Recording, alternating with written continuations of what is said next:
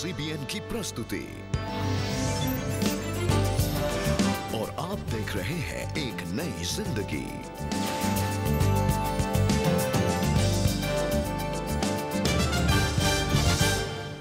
Good morning friends and a very warm welcome to एक नई जिंदगी। नमस्कार दोस्तों, आपका स्वागत है आज इस सुबह एक नई जिंदगी के इस कार्यक्रम में। आपको जैसे मालूम है, इस पूरे महीने हम लोग बात कर रहे हैं इंक्लूजन, समावेश के ऊपर, एक साथ सबको जोड़ने के। और आज खास तौर से बात करेंगे कि परमेश्वर हमें कैसे समावेश देता है, कैसे इंक्लूड करता है, खास तौर से अपना प्रेम दिखाकर, अपनी करुणा दिखाकर और अपनी स्वीकृति दिखाकर, showing his love, showing his grace and showing his acceptance. That's so wonderful, Manav. God's love is for everyone. परमेश्वर का प्रेम सबके लिए है and that is so wonderful. और दोस्तों, आज हम प्रोग्राम में इसके बारे में जानेंगे। अब समय है कि हम देखें कि आज मानव हमसे क्या सवाल पूछ रहे हैं। तो दोस्तों, तैयार हो जाइए पहचान कौन के लिए।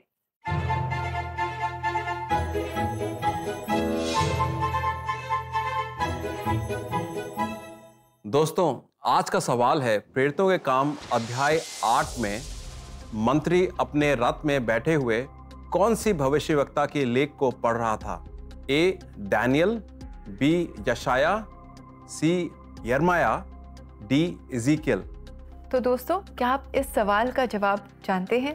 आपके पास एक हिंट भी है कि अगर आप नहीं जानते तो आप अपनी बाइबल निकालें, जल्दी से उसे खोलें और एक्ट्स 8 यानी कि प्रेरितों के काम 8वें अध्याय को आप पढ़ लें और जल्दी से अपने सही जवाब आप हमें भेज दें। आपको पता है कि आपको जाना है CBN इंडिया के YouTube चैनल पर और आज के एपिसोड के कमेंट सेक्शन में आप अपने जवाब हमारे साथ जरूर शेयर करें। जी हाँ दोस्तों, आज हम जब इंक्लूसिविटी की बात करते हैं और प्रभु की इंक्लूसिविटी को जानने के लिए और रिलेटेबल बनाने के लिए हम आपके सामने पेश कर रहे हैं डॉक्टर रूथ जॉन पॉल की कहानी को लेकर। डॉक्टर रूथ तेलंगाना स्टेट की पहली ट्रांसजेंडर डॉक्टर हैं। आइए देखते हैं उनकी कहानी को और जानें कि प्रभु के द्वारा वो कैसे काम कर रही हैं और कैसे प्रभु की इंक्लूसिविटी के सामने उनकी स्टोरी बैठती है। जब मैं 7 साल की थी, मैं सोचा करती थी कि मैं लड़की की बजाय लड़का क्यों पैदा हुई। जब मेरी माँ मुझे शर्ट पैंट पहनाती थी तो मुझे लगता था कि ये मेरे कपड़े नहीं हैं। मैं एक लड़की के समान बनना चाहती हूँ। मेरा मन ऐसा क्यों कहता है। मेरा नाम डॉक्टर रूथ जॉन पॉल है। मैं हैदराबाद में रहती हूँ। मैं उस्मानी हॉस्पिटल में एक मेडिकल ऑफिसर के रूप में काम कर रही हूँ। जब मैं छोटी थी तब मेरे पिता की मृत्यु हो गई थी। उसके बाद मेरी माँ ने हमारे परिवार की सारी जिम्मेदारी उठाई। ऐसी परिस्थिति के दौरान मेरे बड़े भाई पढ़ाई में मेरी सहायता किया करते थे, जिस समय वह खुद भी पढ़ाई कर रहे थे। जब मैं कक्षा में दूसरे स्थान से प्रथम स्थान पर आने लगी थी, उसके बाद से मैं कड़ी मेहनत के साथ पढ़ाई किया करती थी। मैं 10वीं कक्षा प्रथम आई। मैं इंटर कॉलेज में प्रथम आई। जब मैंने MBBS की शुरुआत की, हॉस्टल में मैं कमरे में अकेले रहा करती थी, क्योंकि अगर मैं लड़कों के साथ रहती तो वे अपना हाथ मुझ पर रखते। एक दिन में 2 या 3 लोग कमेंट्स करते थे, वह लड़की के जैसा है, वह लड़की के जैसे चलता है और वह अलग है। ये सुनने के बाद मैंने सोचा कि मुझे अपने जीवन को खत्म कर देना चाहिए। लेकिन उस समय एक विचार मन में आया, यह जीवन परमेश्वर के द्वारा दिया गया है। हमें अपने स्वयं के हाथों से इस जीवन को खत्म नहीं करना चाहिए। मैं बचपन से ही यीशु के बारे में जानती थी। मेरा मतलब है कि मैं तब से जानती हूँ जब मैं 4 या 5 साल की थी। हम लगातार संडे स्कूल जाते थे। MBBS में सब कुछ इंग्लिश में था, इसलिए समझने में मुझे बहुत समय लगता था। लेकिन मेरे पास केवल एक ही हथियार था, प्रार्थना।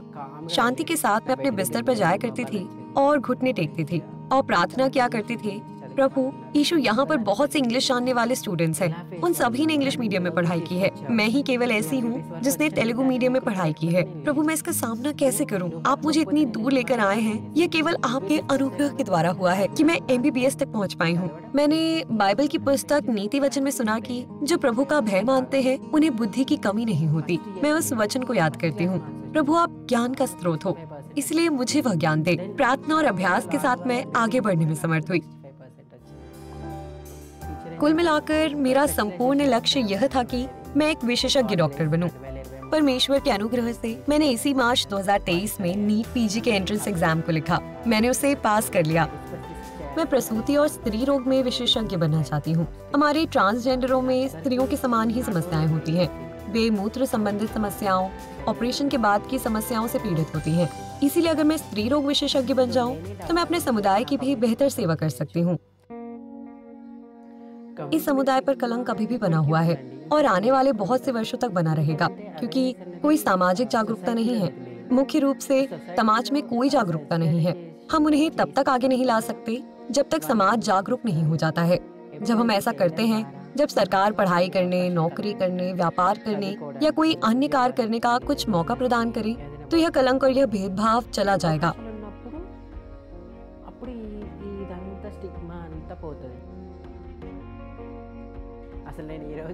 आज मैं जो कुछ भी हूँ वह सचमुच और केवल यीशु मसीह की वजह से ही हूँ। हमारे पास 1 रुपए भी नहीं था, हमारे पास कुछ भी नहीं था, लेकिन हमने प्रभु पर भरोसा किया। परमेश्वर ने हमारे जीवन को बदला। परमेश्वर निश्चय ही आपके जीवन को भी बदलेगा। उस पर भरोसा करें, उसको ग्रहण करें। अगर आप यीशु मसीह पर भरोसा करते हैं, तो वह आपके जीवन को उतना बदलेगा जितना आप सोच भी नहीं सकते, और वह आपको आशीष देगा।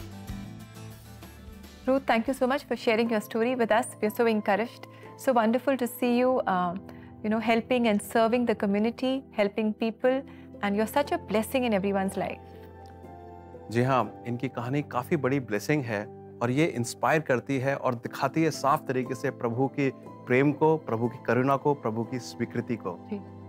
जी हाँ दोस्तों, आज हम बात कर रहे हैं इंक्लूसिविटी की, समावेश की, एक साथ जोड़ने की, और खास तौर से फोकस कर रहे हैं प्रभु की प्रेम, करुणा और स्वीकृति का। मेरे एक मेंटर थे, उन्होंने मेरे को कहा था कि लोग अगर तुम्हारे बारे में सोचते हैं तो वो क्या सोचते हैं, and that was a very deep question. और उन्होंने कहा कि लोग जानते हो क्या सोचते हैं सबसे ज्यादा? तुम्हारी डिग्रीज के बारे में नहीं सोचते हैं, ना वो जानना चाहते हैं, ना वो तुम्हारे स्टेटस के बारे में, ना तुम्हारे बैंक में कितने पैसे हैं, मगर वो तुम्हें अगर जानते हैं या तुम्हें याद रखेंगे तो सिर्फ और सिर्फ इस चीज से याद रखेंगे कि तुमने उनको कैसे ट्रीट करा था। आज हम बात कर रहे हैं प्रभु यीशु मसीह के प्रेम, स्वीकृति और करुणा के बारे में। अब प्रभु ने यही चीज दिखाई थी, बहुत सारे लोगों को अपना प्रेम दिखाया था, अपनी करुणा दिखाई थी, और उन्होंने लोगों को आमंत्रित करा था, स्वीकार करा था अपने राज्य में। एक प्रभु यीशु मसीह जब अपने मिनिस्ट्री में घूम रहे थे, तो वो वहां पर एक फरीसी उनके सामने एक औरत को लेकर आते हैं जो व्यभिचार में, जो एक गलत काम में पकड़ी गई थी, और उसको प्रभु के सामने लाकर एक तरीके से प्रभु का टेस्ट करते हैं कि इसका क्या किया जाए, क्योंकि उन्होंने तो अपना मन बना लिया था कि वो क्या हश्र करेंगे उस औरत का। वो प्रभु यीशु मसीह के बातों को जानना चाहते थे। आइए देखें प्रभु का वचन क्या बोलता है इस सिलसिले में। यूहन्ना 8, 10 और 11 में वचन इस तरीके से कहता है, यीशु ने सीधे होकर उससे कहा, हे नारी, वे कहां गए? क्या किसी ने तुझ पर दंड की आज्ञा ना दी? उसने कहा, हे प्रभु, किसी ने नहीं। यीशु ने कहा, मैं भी तुझ पर दंड की आज्ञा नहीं देता हूं, जा और फिर पाप ना करना। यहां पर उस औरत को व्यभिचार में पकड़ा गया और प्रभु के सामने पेश करा गया, और वो लोग यही एक्सपेक्ट कर रहे थे कि यहाँ पर प्रभु उसको धिक्कारेगा और प्रभु यीशु मसीह उसको अस्वीकार करेंगे और प्रभु उसके ऊपर एक दंड देंगे। मगर प्रभु ने दुनिया का बिल्कुल उल्टा, दुनिया की प्रतिक्रिया से बिल्कुल उल्टी प्रतिक्रिया की। प्रभु ने उसको धिक्कारने की जगह प्रेम दिखाया, प्रभु ने उसको दंड देने की जगह अपनी करुणा दिखाई, और प्रभु ने उसको दूर हटाने की जगह उसे स्वीकार करा। मेरे प्रिय भाइयों बहनों, प्रभु यीशु मसीह मेरे और आपके साथ भी ऐसे ही बर्ताव करते हैं। चाहे हमने लाइफ में कोई भी एक्सपीरियंसेस देखे हों, हम अगर आज ये भी कहते हैं कि प्रभु जी मेरे साथ अन्याय हुआ है, प्रभु जी मैं गलती का नतीजा हूं, मेरे साथ ये हुआ, मैं जो विचार करता हूं उसको इसलिए करता हूं कि मैं गलती को सुधारूं जो मेरे साथ हुआ था, जो चीजें मेरे साथ हुई हैं वो होनी नहीं चाहिए थी। मगर ये जानिए कि प्रभु कभी कोई गलती नहीं करता है। प्रभु आपसे प्रेम करता है, प्रभु आप पे करुणा दिखाता है, स्वीकार करता है। मेरे भाइयों और बहनों, अगर आज आपको दुनिया ने इस तरीके से ट्रीट करा है और आपके मन में खुद ऐसा विचार है कि मैं गलती हूं या मेरे को इस गलती को सुधारना है, तो ये जानिए कि आप और मैं जब बनाए गए थे तो प्रभु की प्रतिमा में बनाए गए थे, और प्रभु की प्रतिमा कभी गलत नहीं हो सकती है। तो you and me are loved, accepted and living under grace. आप इस मैसेज को जानकर ब्लेसिंग्स पाएं और उस हिसाब से जीवन व्यतीत करें। दोस्तों, अगर आज आप अपने जीवन में एक्सक्लूडेड फील कर रहे हैं तो क्यों ना आप और हम मिलकर प्रार्थना करें। हम परमेश्वर के पास आएँ, अपने चैलेंजेस को हम परमेश्वर के पास लेकर आएँ। हम सबको प्रार्थना की ज़रूरत है। कभी न कभी जीवन में हम सब एक्सक्लूडेड फील करते हैं। तो आइए आप CBN प्रेयर लाइन में हमें कॉल करें, मैसेज करें, अपनी प्रेयर रिक्वेस्ट हमारे साथ शेयर करें।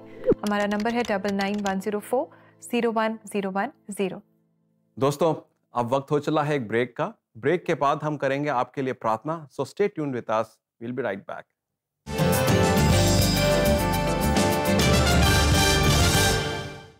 दोस्तों, क्या आपको दूसरों के लिए प्रार्थना करना अच्छा लगता है?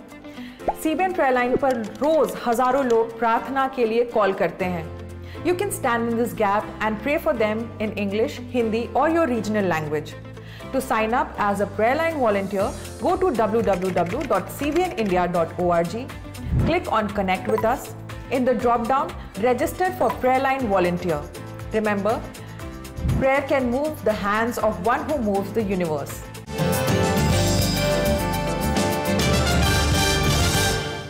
वेलकम बैक दोस्तों।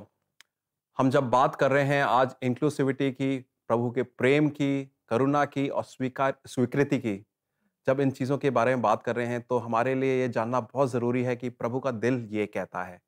और जब हम प्रार्थना करते हैं तो हम प्रभु के दिल को जानते हैं। तो कितना अच्छा है। तो ये भी समय है कि हम मिलकर प्रार्थना करें। हमारे दर्शकों के लिए हम खास प्रार्थना करें। जी हाँ, ज़रूर से। प्रिय दोस्तों, ये समय होगा कि हम प्रार्थना करें और प्रार्थना में खास तौर से अपने मन लगाएं प्रभु की इच्छा को जानने के लिए, खास तौर से आपके लिए कि जब वो आपसे प्रेम करता है। परमेश्वर, हम धन्यवाद देते हैं इस समय के लिए और खास तौर से इस समय प्रार्थना करते हैं मालिक कि बहुत सारे ऐसे दोस्त होंगे हमारे जो आपका विचार रखते होंगे मगर आपके साथ कोई पर्सनल रिलेशनशिप नहीं होगा। मालिक, हम प्रार्थना करना चाहते हैं कि आपके साथ पर्सनल रिलेशनशिप काफ़ी सारे भाइयों बहनों का लगे जो मन में विचार कर रहे हैं, मन में लॉन्ग कर रहे हैं, मन में एक उनकी नीड है आपके साथ रिलेशनशिप की, वो एक नीड पूरी हो प्रभु जी। हो सकता है वो हिचकिचा रहे हों, हो सकता है वो कह रहे हो कि आज नहीं कभी और, या मे बी मुझे डर लगता है, मैं नहीं कर सकता। प्रभु जी मालिक, हम प्रार्थना करते हैं कि आपका प्रेम हमें नजर आए, आपकी स्वीकृति हमें नजर आए, आपका अनुग्रह, आपका करुणा हमें नजर आए। आप दयालु प्रभु हैं, हमें दया दिखाएं प्रभु जी और हमें स्वीकार करें अपने प्रेम के लिए। प्रभु जी, कोई भी इस समय खाली हाथ ना जाए, कोई भी इस समय टूटा हुआ मन लेकर ना जाए, उसका मन जुड़े, उसके ख्याल आपकी तरफ जुड़े प्रभु जी। ये सारी प्रार्थनाएं हम करते हैं प्रभु यीशु मसीह के नाम से, आमीन। आमीन। जी हाँ दोस्तों, प्रार्थना एक जरिया है जिससे हम प्रभु का मन जान सकते हैं और जो हमने प्रार्थना करी है उससे हम यही जान रहे हैं कि प्रभु मुझसे और आपसे बेशुमार प्रेम करता है।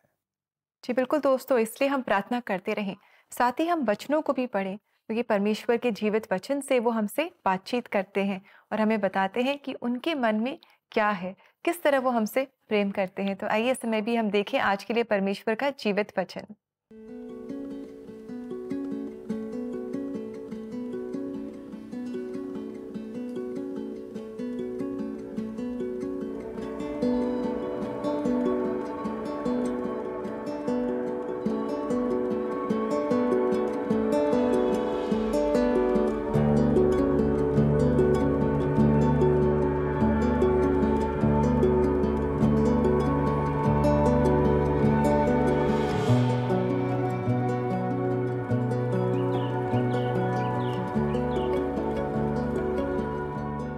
दोस्तों, जब लोग हमें प्रेम नहीं करते, हमें रिजेक्ट कर देते हैं, हमें इंक्लूड नहीं करते हैं या हमें बेदखल कर देते हैं तो हमें बहुत चोट लगती है। हम अकेलापन महसूस करते हैं, हमें बहुत बुरा लगता है, कहीं ना कहीं हमारी आत्मा में हमें चोट भी पहुंचती है। अगर आज आप ऐसी ही परिस्थिति में हैं, शायद आप एक्सक्लूडेड फील कर रहे हैं, तो याद रखें ये वचन हमें कहता है, the Lord is close to the broken hearted, he saves those who are crushed in spirit. God is close to you.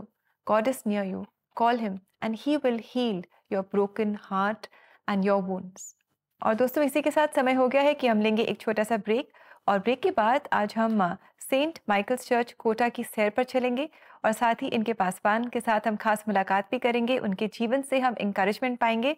Stay with us, we'll come back सून।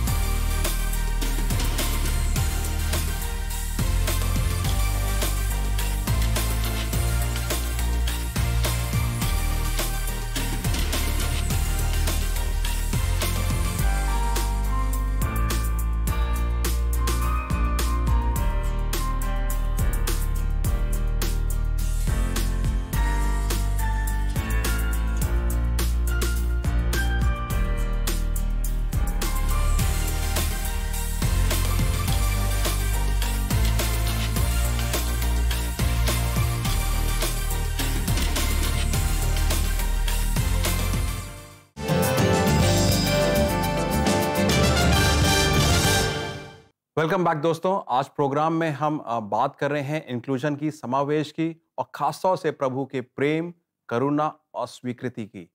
हम बात कर रहे हैं कि प्रभु हमें अपना प्रेम कैसे दिखाता है, और अगर हमें और आपको आज लगता है कि मुझे हर जगह से प्रेम नहीं मिला है, हर जगह से स्वीकृति नहीं मिली है, हर जगह में मेरे को धिक्कारा गया है, करुणा की कमी है, तो प्रभु वो सब आपको पूरा करता है। बहुत अच्छे से आपने हमें समझाया आज that God loves us even when we are not worthy of His love and He receives us. And दोस्तों, आज हमने बहुत कुछ जाना है, सीखा है, और इस पूरे हफ्ते दोस्तों हम Saint Michael's church Kota Suket के गानों को भी सुन रहे हैं और उनसे आशीष पा रहे हैं। और अब समय है दोस्तों कि हम इस चर्च की सैर पे चलें और इसके बारे में कुछ इंटरेस्टिंग फैक्ट्स हम जानें।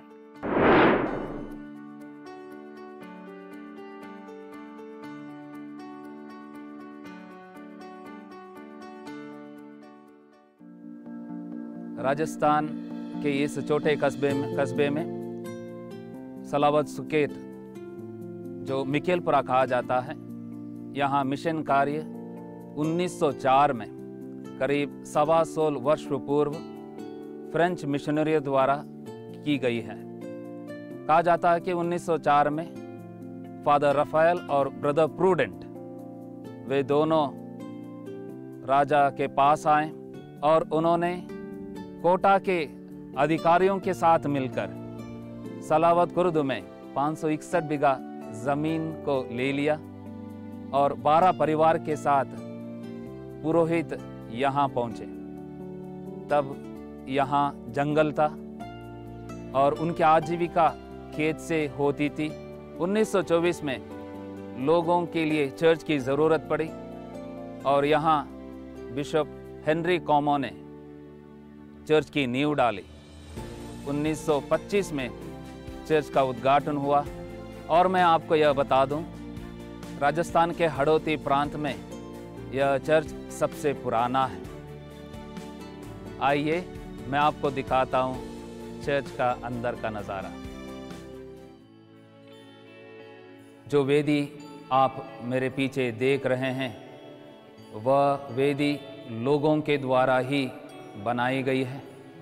फ्रेंच मिशनरियों ने लोगों को प्रशिक्षण देकर, विशेषकर उसके कारीगरी के बारे में प्रशिक्षण देकर लोगों के द्वारा इसे बनाया गया है। कहा जाता है कि अजमेर धर्म प्रांत के उस समय के सभी चर्चों में यहीं से लकड़ी के वेदी एवं क्रूस को बनाकर उस मिशन स्थानों पर दिया जाता था। और चर्च के नवीनीकरण के समय इस चर्च के सभी दरवाजे और खिड़की का स्टाइल पुराने परंपरागत रखे गए हैं। और जो चर्च का बेल है, वो 1927 में इसकी स्थापना की गई और तब से अब तक लोगों को समय का ध्यान दिलाती आ रही है। पिछले 125 साल से लोगों के सहयोग से या मिशनरियों ने अनेक कार्य किए हैं, विशेषकर उनकी धार्मिकता में ईश्वर की ओर बढ़ने के लिए, साथ ही उनके शिक्षा और स्वास्थ्य पर ध्यान देते हुए मिशनरियों ने लोगों की सेवा की। चर्च के हर एक धार्मिक एवं लौकिक कार्यों में पैरिश काउंसिल मेंबर्स हैं, वह हर पल साथ देते हैं। और आप सभी को इस सबसे पुराने चर्च में स्वागत है। जब भी आप कोटा या झालावाड़ के प्रांत में आएँ तो कृपया इस चर्च में आएँ और प्रार्थना करते हुए ईश्वर के आशीषों या कृपादानों को प्राप्त करें। Well, I love this segment. और मानव, अच्छा लगता है ना कि घर बैठे बैठे, अपने ड्राइंग रूम में बैठे बैठे हमारे दर्शक भी कई सारी कलीसियाओं की सैर कर लेते हैं, उनके बारे में इंटरेस्टिंग इन्फॉर्मेशन पा लेते हैं, हिस्ट्री के बारे में जान लेते हैं। और दोस्तों, अगर आप कोटा जाते हैं तो इस चर्च की सैर करने ज़रूर जाएं। बल्कि मैं कहूँगा कि आप इनके साथ मिलें और वहाँ पे अगर वर्शिप करने का मौका मिलता है तो प्लीज़ डू दैट। जी बिल्कुल दोस्तों, आप ऐसा ज़रूर करें। और अभी समय है कि हम मुलाकात करें रेवरेंड एंथनी फर्नांडिस जी से, जिन्होंने हमें इस चर्च के बारे में बताया। और अब समय है कि हम इनके जीवन में झांकें और इनके जीवन से हम सब मिलकर आशीष पाएं।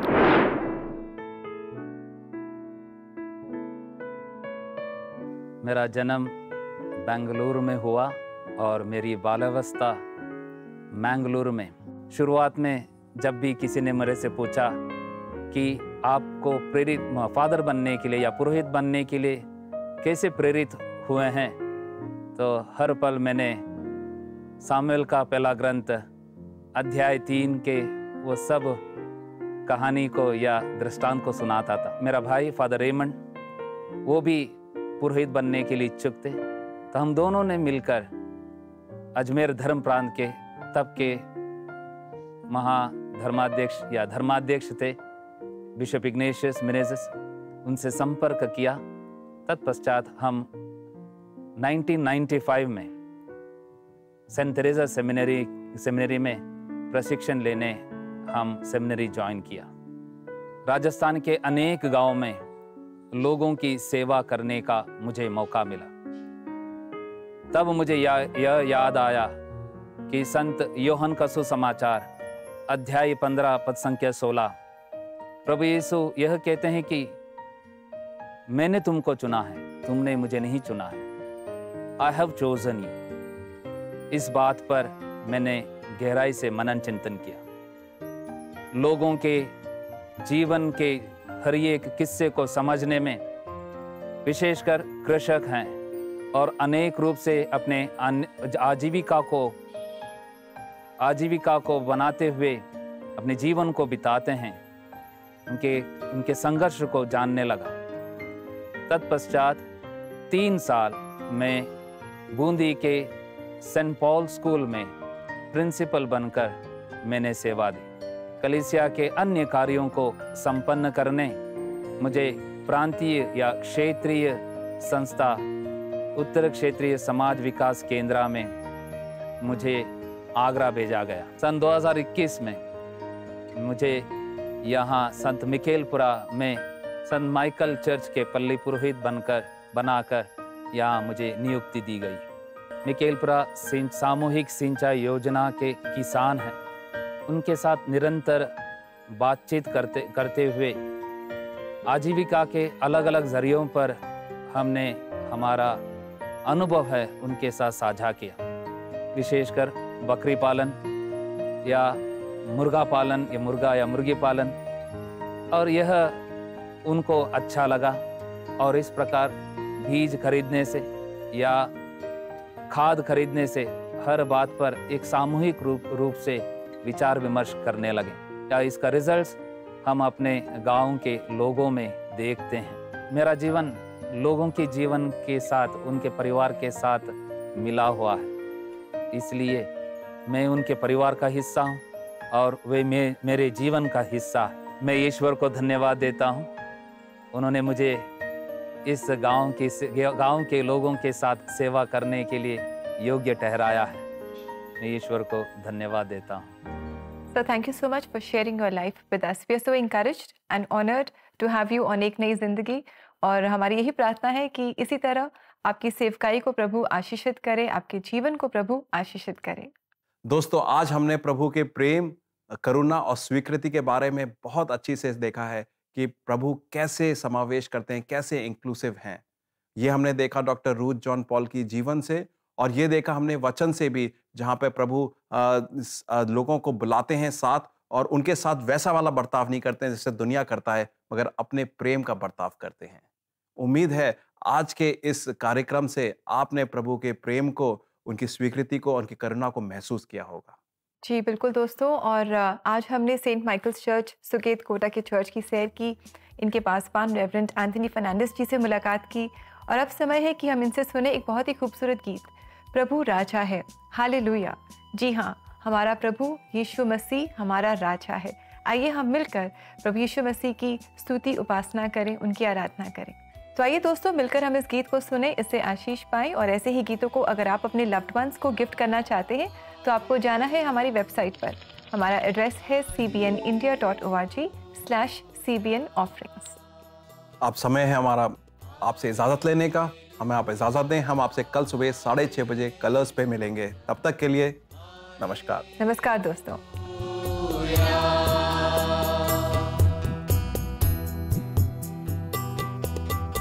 He loves